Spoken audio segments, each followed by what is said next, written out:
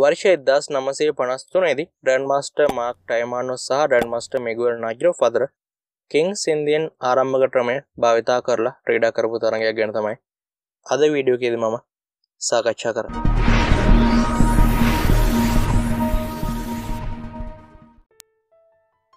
Sinhala chess පාසල් SHS Academy YouTube channel එකට අදත් මම චෙස් යාළුවෝ ටික සාදරයෙන් පිළිගන්නවා. ඉතින් ඔයාලට මේ PHTම ආපු විදිය එකපාරටම හිතා ගන්න වෙන්න මම ආපු ඇදීම් ටික කියන්නම්. මේ ඇදීම් වල අදහස් ඒ වගේම මේ ඇදීම් වලදී ලැබෙන්න පුළුවන් ටිකක් වෙනස් ආකාරයේ ඇදීම් ගැන මම කලින් වීඩියෝස් වලදී සාකච්ඡා කරලා තියෙනවා. ඉතින් ඔයාලට පුළුවන් SHS Academy Kings Indian කියලා YouTube එකේ පුංචි search එකක් දාලා මේ වීඩියෝස් ටික බලන්න. ඔයාලට මේ thumbnail දිස් වෙන්නේ ඒ වීඩියෝස් වල. ඉතින් මම description එක පහල මේ වීඩියෝස් වලට අදාළ links ටික දානවා. knight f6 තමයි කලපිලේ ප්‍රතිචාරය. c4 g6 knight c3 bishop g7 e4 d6. Kings Indian ආරම්භක ක්‍රමයේ classical main line එකේ මූලික setup එක. කලපිල castle කරනවා bishop e2 e5 center එක attack කරනවා castle king side knight c6 d5 knight වරා ගමන් කරන්නේ e7 කොටුවට. දැන් මෙතනදී model පාටා variation එක knight e1. ඒ වගේම bayonet attack එක ගැන මම සාකච්ඡා කරා b4 ඇදීමෙන් ආරම්භ වෙන variation එක.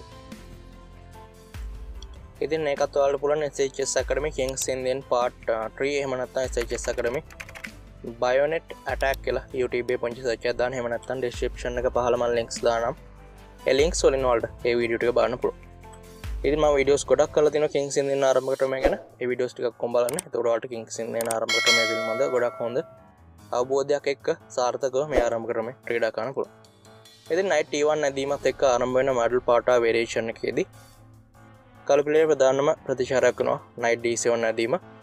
ඉතින් මේ තරගය ගත්තට පස්සේ ග්‍රෑන්ඩ් මාස්ටර් මාක් ටයිමානෝ සහ මිගුවෙල් නාජරොෆ් කියලා කියන්නේ 1954 චෙස් ලෝක ශෘතාවලියට අභියෝගකරුවෙක් තෝරන සුරිච් ජාත්‍යන්තර තරගාවලිය එහෙම නැත්නම් සුරිච් කැන්ඩිඩේට් ටූර්නමන්ට් එකේදී ඉන්න ප්‍රධාන ක්‍රීඩකයන් දෙදෙනෙක්. ඉතින් මේ දෙන්න අතර හතරවෙනි වටේදී තමයි මේ තරගයේ ක්‍රීඩා කරලා තින්නේ.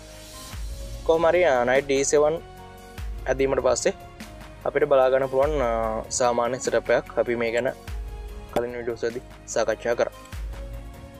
මේ PHTමේදී bishop e3 තමයි ප්‍රධාන ප්‍රතිචාරය සුදු පිලේ. ඉතින් මේ ඇදීම අවස්ථාව සලසනවා කළු පිලට f5 ඇදීම හරහා ටෙම්ප් එකක් දිනා ගන්න f3 ඊට පස්සේ f4 bishop f2 ඇදීම වලට පස්සේ. වර්ෂ 1953 විතර කාලයේ වෙද්දී මේ variation එක ගොඩක් ජනප්‍රිය variation එකක් වුණා. ඉතින් අද දක්වාම ඒ ජනප්‍රියතාවය ආරක්ෂා වෙලා තිනවා.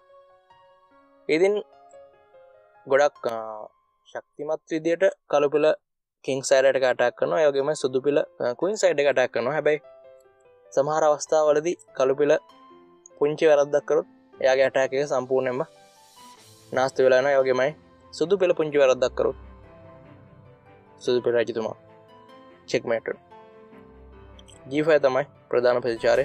ජෝර්ජ්ව කොටුවක් ඉදිරියට ගමන් කරනවා. knight d3.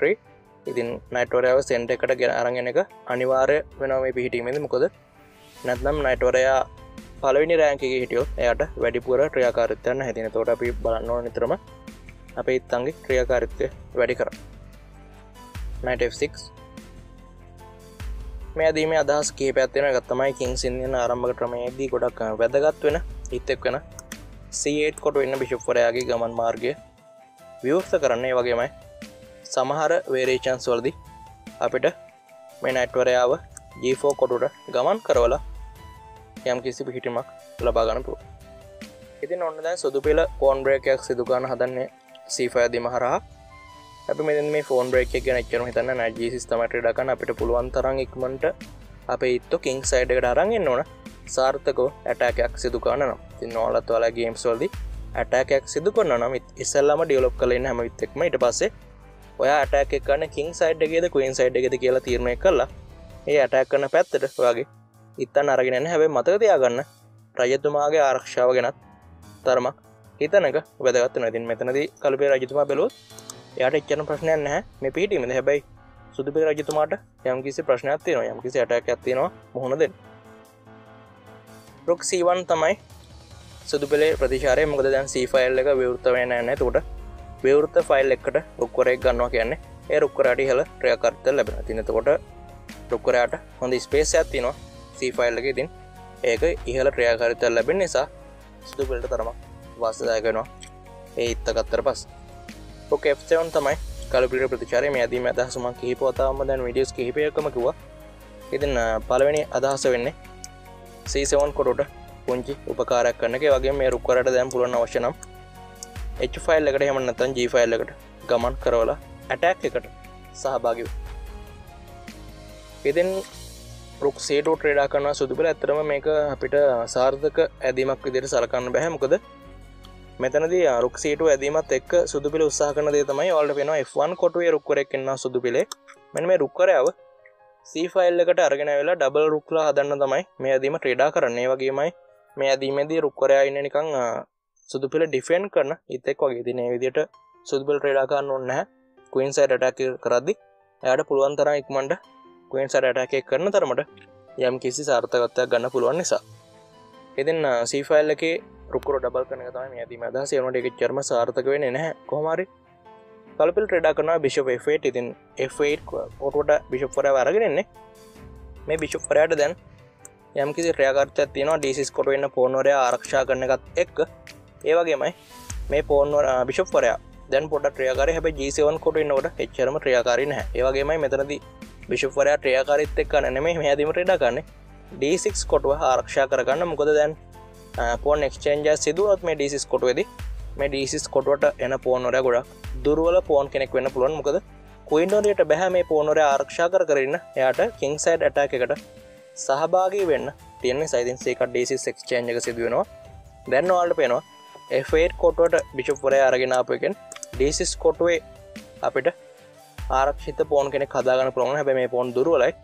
ඒ වගේම තමයි දැන් අපිට back rank attack එකක් සිදු වුණොත් C ෆයිල් එක හරහා bishop ඉන්න නිසා එච්චරම ප්‍රශ්නයක් නැහැ අපේ E8 කොටුව වෙන්න කළු පිළේ රජතුමාට.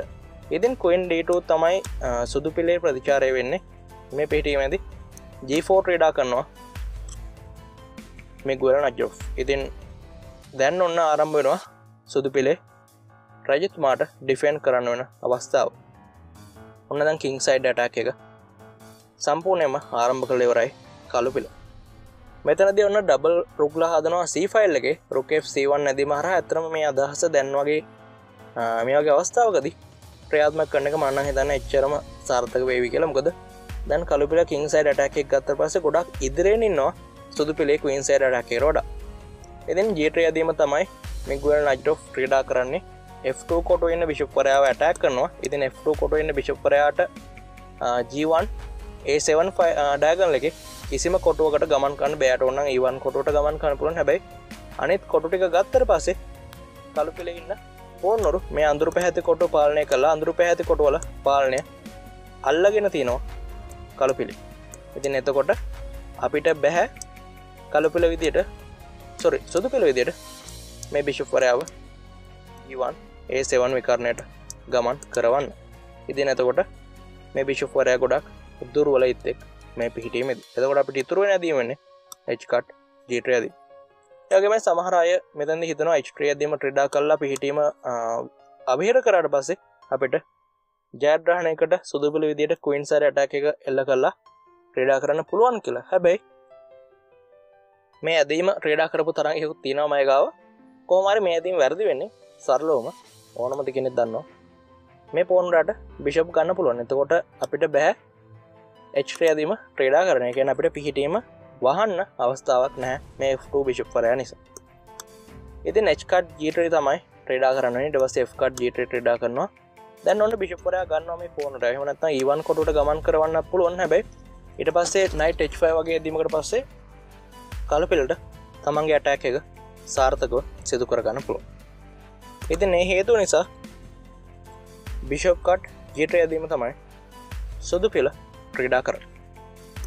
කළු පිළේ ප්‍රතිචාරය ආපහු knight H5 ඇදීම ටෙම්ප් එකක් දිනා ගන්නවා. මේ bishop වරයාව attack කරලා G3 කොටුවේ ඉන්න bishop වරයාට ආරක්ෂා වෙන්න ගමන් කරන්න වෙන්නේ H2 කොටුවට. ඒකට හේතුව තමයි bishop F2 වගේ ඇදීම ක්‍රීඩා කරන්න පුළුවන්. හැබැයි H ෆයිල් එක හරහා දැන් attack එකක් එල්ල වෙන්න තියෙන සම්භාවිතාවය වැඩි. ඒ වුණාට bishop F2 උනත් ට්‍රේඩ් කරන්න පුළුවන්. කොහොම හරි H ෆයිල් එක ආරක්ෂා කරගන්න නැත්නම් H ෆයිල් එකේ යම්කිසි සහයෝගයක් දක්වන්න මේ ඇදීම ක්‍රීඩා කරන. ඉතින් බිෂප් F2 ක්‍රීඩා කරත් මේ වගේ දෙයක් තමයි සිදු කරන්නේ. ඉතින් බිෂප් E7 ක්‍රීඩා කරනවා මිගුවෙල් නජ්රොෆ්. දැන් මේ පිහිටීමේදී නම් මම හිතන්නේ නැහැ කළු පිල්ලට අවාසියක් තියෙනවා කියලා. මොකද කම්පියුටර් එන්ජින් එක කියන පොඩ්ඩක් අවාසිය කියලා. හැබැයි මේ පිහිටීම දිහා බැලුවට පස්සේ අපිට තේරෙන දෙයක් තමයි සුදු පිලේ queen side attack එක අසාර්ථකයි. ඉතින් කළු පිලට දැන් ඉක්මනට පුළුවන් සුදු පිල රජතුමාව attack කරන්න, checkmate attack එකට යන්න. කළු පිලේ ඉත් ඔක්කොම වගේ king side එකට අරන් ඇවිල්ලා තිනවා. ඒ වගේම A8 කොට වෙන රුක් කොරයා නම් තාම මේ attack එකට සහභාගී වෙලා නැහැ. ඉතින් අපි උත්සාහ කරන්න ඕන කළු පිල විදිහට මේ රුක් කොරයාව පුළුවන් නම් F1 එකට අරන් ඇවිල්ලා F8 කොටට අරන් ඇවිල්ලා මේ attack එකට සහභාගී කරවන්න. ඉතින් knight B1 තමයි සුදු පිලේ ප්‍රතිචාරය. ඇදීමේ අදහස හරිම සරලයි. ඔයාලට මේ C2 කොට වෙන්න රුක් කොරයා දිහා බලපු ගමන්, ඒ වගේම C1 කොට වෙන්න රුක් කොරයා දිහා බලපු ගමන් අදහස පේනවා. C5 එකේ පාලනය ලබා ගැනීම. හැබැයි මෙතනදී බිෂප් වරයක් ඉන්නවා අපිට C8 කරුවේ. මේ බිෂප් වරයාට යම් කිසි ප්‍රශ්නයක් වෙන්න පුළුවන් සම්භාවිතාවය වැඩි. ඉතින් අපි ආව D7 කරට අරගෙන යනවා. දැන් සමහර variations වලදී අන්තර්ගත වෙන knight B5 අදහස් මෙතනදී බලක් වුණා. ඒ වගේමයි C8 කොටුවත් ආරක්ෂා කරලා තියෙන නිසා මේ පිහිටීමේදී කළු පිලට එච්චරම් ප්‍රශ්නයක් නැහැ. ඉතින් මේ පිහිටීමේදී සුදු පිල ක්‍රීඩා කරනවා queen E1 ඇදී. මේ ඇදීමේ අදහස් කිහිපයක් තියෙන එකක් තමයි H4 කොටුව පාලනයට සුදු පිලට උදව්වක් වෙන එක. ඉතින් ඒ වගේම තමයි queen warrior දැන් king side එකේ ඉන්න එක සුදු පිලට විශාල ප්‍රයෝජනයක් වෙනවා. මොකද කළු පිලේ විශාල king side attack එක ආරක්ෂා කරගන්න, එහෙම නැත්නම් රජතුමාව ආරක්ෂා කරගන්න මේ ඇදීම තරමක් සාර්ථක ඇදීමක්. කොහොම හරි දැන් ප්‍රමාද වැඩි කළු පිලේ attack එකෙන් බේරෙන්න. C5 එකේ රුක් කර දෙනෙක් ඉන්න එක සුදු පිල කළු පිල ප්‍රශ්නයක්. bishop G5 ක්‍රීඩා කරනවා. ඉතින් මේ පිහිටීමේදී රුක් කරාව ආරක්ෂා කරගන්න knight D2 ඇදීම ක්‍රීඩා කරනවා. මෙතෙන්දී කළු පිල bishop P3 check කරලා හරිලා කරනවා. රජතුමාව H1 කොටුවට තල්ලු කරනවා. දැන් queen G5. ඉතින් දැන් ඔයාලට පේනවා කළු පිල තමන්ගේ attack එක සාර්ථකව පවත්වාගෙන යනවා කියලා. queen warrior ඔන්න G2 කොටුව ප්‍රධාන ටාගට් එකක් කරගෙන තියෙනවා. ඒ වගේමයි E3 කොටුවේ ඉන්න බිෂප් කෙනෙක් එයා දැන් ඕන කළු පිල රජතුමාගේ ක්‍රියාකාරීත්වය පුළුවන් තරම් සීමා කරලා තියෙනවා. ඒ වගේමයි කළු පිලේ A8 කොටුවේ ඉන්න රුක් කරා විතරයි තාම attack එකට ඇවිල්ලා නැති. සුදු පිල ක්‍රීඩා කරන bishop F1 ඇදීමේ අදහස හරිම සරලයි. E2 කොටුව ආරක්ෂා කරගන්න. රුක් A8 ඔන්න attack එකට සහභාගී නොවෙච්ච අවසන් ඉත්තත් attack එකට සහභාගී වුණා. දැන් කළු පිලට විශාල attack එකක් තියෙනවා මේ පොසිෂන් එකේදී. ඒ වගේම තමයි සුදු පිලට දැන් පොඩි අවශ්‍යයක් තියෙන පුංචි එජ් එකක් කළු පිලට තියෙනවා. රුක් D1 තමයි සුදු පිල ඇදීම knight warrior පින් වෙන එකෙන් නවත්වන්න. මොකද මේ knight warrior හැකියාව තියෙනවා තාමත් කළු පිලේ attack එකට යම් කිසි පිළිතුරක් ලබා දෙන්න defensive ඉත්තෙක් විදියට.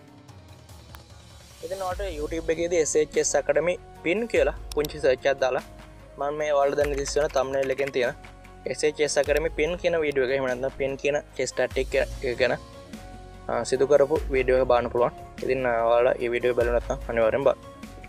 කොහොමද මේ පිහිටීමේදී B5 තමයි කළු පිල ක්‍රීඩා කරන්නේ. ඒ වගේම මට පුංචි දෙයක් කියන්න අමතකුණා. මේ පිහිටීමේදී bishop F1 ක්‍රීඩා කරන කලින් මේ කැන්ඩිඩේට් ටූර්නමන්ට් එකේම ප්‍රධාන සමාජිකයෙක් වුණ ටේඩ් බෝන්ස්ටයින් යෝජනා කරනවා knight C4 ඇදීම ක්‍රීඩා කරන්න. මේ ඇදීමත් ක්‍රීඩා කළ බලන්න පුළුවන් පොසිෂන් එකක්. ඉතින් king side attack එකට එල්ල ගන්න පුළුවන් ප්‍රබල පිළිතුරක් විදිහට තමයි මේ ඇදීම සලකන්නේ. කොහොම හරි රුක් D1 ඇදීමට පස්සේ මේ අදහස, ඒ කියන්නේ knight C4 අදහස වළක්වන්න තමයි B5 ඇදීම මිගුවෙල් නජ්රොෆ් ක්‍රීඩා කරන්නේ. කවුන්ටර් ප්ලේ එකක්, ඒකුවේ ප්‍රතිප්‍රහාරයක් එල්ල කරන්න කිසිම අවස්ථාවක් සලසන්නේ නැහැ කළු පිල. A4 ඇදීම උත්සාහ කරනවා, හැබැයි ප්‍රයෝජනයක් නැහැ. A6 ක්‍රීඩා කරනවා. දැන් pawn row exchange කරලා පස්සේ attack එක ගැන පොඩ්ඩක් අමතක කරලා මේ pawn row ගන්නවා. මොකද C4 කොටුව මෙතෙන්දී සුදු පිලට ඉතාමත් වැදගත් කොටුවක්. ඒක කළු පිල පාලනය කරනවා කියන්නේ කළු පිලට පුංචි ගේම් එකක් ගන්න තියෙන සම්භාවිතාවය ගොඩක් වැඩි. රුක් C7 උත්සාහ කරනවා කළු පිල ක්‍රීඩා කරන්න. මාක් ටයිමානෝ ග්‍රෑන්ඩ් මාස්ටර් වරයා. මෙතෙන්දී රුක්වරයාව ගත්ත F7 කොටුවට ආරම්භයේදීම ඔන්න රුක්වරයා ගමන් කරනවා G7 කොටුවට. දැන් ඔන්න G5 කොටුවේ queen වලේ වගේම G7 කොටුවේ රුක්වරයා ඉන්නවා මේ දෙන්නා. කළු පිලේ king සුදු පිලේ king side එක ක්‍රමයෙන් attack කරන්න උත්සාහ කරන්න. knight b3 ක්‍රීඩා කරනවා සුදු පිල. ඉතින් දැන් ඔන්න knight h4 ක්‍රීඩා කරනවා කළු පිල ක්‍රීඩා කරන මිගුල් නජ්රොෆ්. මෙතනදී queen වරේ සහ රුක්වරයාව එකිනෙකට සහයෝගයෙන් සම්බන්ධ කරන එක තමයි ඇදීමේ අදහස. ඒ වගේම දැන් මේ පිහිටීමේදී රුක් c2 උත්සාහ කරනවා කළු පිල ක්‍රීඩා කරන ක්‍රීඩකයා සුදු පිල ක්‍රීඩා කරන ක්‍රීඩකයා. දැන් බිෂොප් h3 ඇදීම ක්‍රීඩා කරනවා මිගුල් නජ්රොෆ්. බිෂොප් වරයාව පරිත්‍යාග කරනවා. දැන් ඔය හිතන්න මෙතනදී g cut h3 ඇදීම ක්‍රීඩා කරා කියලා. මෙතෙන්දී අපිට queen sacrifice එක බලාපොරොත්තු වෙන පුළුවන්. queen sacrifice එක ඉතාමත් විශාල checkmate attack එකක්. ඉතින් ඔයාලට පුළුවන් නම් උත්තරේ හොයන්න. දැන් වීඩියෝ එක නවත්තලා හොයන්න. ඇදීම් 3කින් විතර checkmate එකක් ගන්න තියෙන්නේ. ඉතින් මේ පිහිටීමේදී queen g1 check එක තමයි එල්ල කරන්නේ. bishop g1 නෙමෙයි queen g1 ඇදීම check එකක්. මේ check එක ඉවත් කරන්න එක ඇදීම තියෙන bishop cut g1 ඇදීම. දැන් rook cut g1 king h2 knight cut f3 check. ඉතින් bishop h3 වලට පස්සේ pawn වරයාගෙන් ගන්න බෑ bishop වරයාව. සුදු පිල ක්‍රීඩා කරන්නේ queen e2 ඇදීම. තවදුරටත් g2 කොටුව ආරක්ෂා කරගන්න බලනවා. හැබැයි දැන් ප්‍රමාද වැඩි. ඉතින් knight cut g2 ඔන්න knight වරයාගෙන් g2 කොටුව ඉන්න pawn වරයාව කපනවා. bishop cut g2 check එකක්. queen cut g2. දැන් queen exchange කරන්න යන්නේ නැහැ. අපි attack එක නම් ඉන්නේ. අපි queen exchange කරන්න යන්නේ නැහැ. අපිට ඩා ගන්න queen h4 ඇදී. දැන් queen වරේ sacrifice කරන කාරින්න වෙනදක් සිදු කරන්න බෑ. පරාජය වෙන එක නවත්තන්න නම් මේක ට්‍රේඩ් කරන්න. හැබැයි ඒත් පරාජය වෙන එක නවත්වන්න බෑ. ඉතින් king cut g7 ඊට පස්සේ rook g2 ඇදීම ට්‍රේඩ් වෙනවා. රජතුමා ගමන් කරනවා h8 කොටට. දැන් උත්සාහ කරනවා knight e1 ඇදීම. හැබැයි මේ පිහිටීමේදී කළු පිලට ඉතාමත් විශාල ඇඩ්වාන්ටේජ් එකක් තියෙනවා. ඉතින් knight f4 තමයි ට්‍රේඩ් කරන්නේ. දැන් rook g3 ඊට පස්සේ bishop f2 වගේ ඇදීම් වලට පස්සේ මේ විදිහට තවත් ඇදීම් කිහිපයක් සුදු පිල ට්‍රේඩ් කරනවා. queen h3 ඊට පස්සේ knight d2 ඇදීම උත්සාහ කරනවා. දැන් h5 ඇදීමට පස්සේ rook g5 දැන් ග්‍රෑන්ඩ් මාස්ටර් මාක් ටයිමානෝ පරාජය පිළිගන්න. මොකද මෙතෙන්දී rook g8 ඊට පස්සේ rook cut g8 king cut g8 කියලා කියන්නේ තවත් ඇදීම් පහකින් සුදු පිල රජතුමා checkmate වෙනවා. ඉතින් මේ වීඩියෝ එකේදී ඔයාලා දේවල් කිහිපයක් ඉගෙන ගත්ත එකක් තමයි attack එකක් සිදු කරද්දී වාගේ හැම ඉත්තෙක්ම attack එකට සහභාගී කරව ගන්න එක වැදගත්. ඒ වගේමයි attack එකක් සිදු කරද්දී පවා ප්‍රතිවාදියාට ප්‍රහාරයක් එල්ල කරන්න අවස්ථාවක් දෙන්න හොඳ නැහැ. ඉතින් ඔයාලට මේ උදාහරණ දැක්කා මෙතනදී knight c4 ඇදීම ක්‍රීඩා කරන්න හැකියාව තිබ්බා. මේ පිහිටීමේදී rook d1 ඇදීමට පස්සේ මතකද 28 වෙනි rook d1 ඇදීමට පස්සේ knight c4 ක්‍රීඩා කරන්න අවස්ථාව තිබ්බා. ඊට අමතරව මේ පිහිටීමේදීත් knight c4 ක්‍රීඩා කරන්න අවස්ථාව තිබ්බා සුදු පිල්ල. ඉතින් ඒක දැක්කේ නැහැ කළු පිළ ඒ වෙලාවෙත්. කොහොමද rook d1 ඇදීම ක්‍රීඩා කරලා පස්සේ මෙතනදී knight c4 නවත්වන්න b5 වගේ ඇදීම ක්‍රීඩා කරා. ඉතින් ඊට පස්සේ a4 ක්‍රීඩා කරලා ආපහු knight c4 උත්සාහ කරනවා. මෙතනදී a6 ක්‍රීඩා කරා. ඊට පස්සේ pawn exchange එක බව සිදු කරා. මොකද ප්‍රතිවාදියාට counter play එකක් එහෙම නැත්නම් ප්‍රහාරයක් එල්ල කරන්න අවස්ථාව සලසන එක අපිට අවාසි වෙන්න පුළුවන්. ඒ වගේම ඔයාලා දැන් kings ඉන්දියන් ආරම්භක ක්‍රමයේදී king side attack එක සාර්ථකව සිදු කරද්දී පිළිපදින්න ඕන දේවල් මොනවද කියලා ඉගෙන ගත්තා. ඉතින් ඔයාගේ ඉත්තෝ ඔයා attack කරන side එකට අරගෙන ඉන්න ඕන කියලා ඉගෙන ගත්තා. ඉතින් attacking chess සම්බන්ධ ගොඩක් දේවල් ඉගෙන ගත්තා මේ වීඩියෝ එකෙන්. ඉතින් මේ වගේම තවත් වීඩියෝ එකකින් හැමෝම හෙට රාත්‍රී 8ට SH Chess Academy YouTube channel එක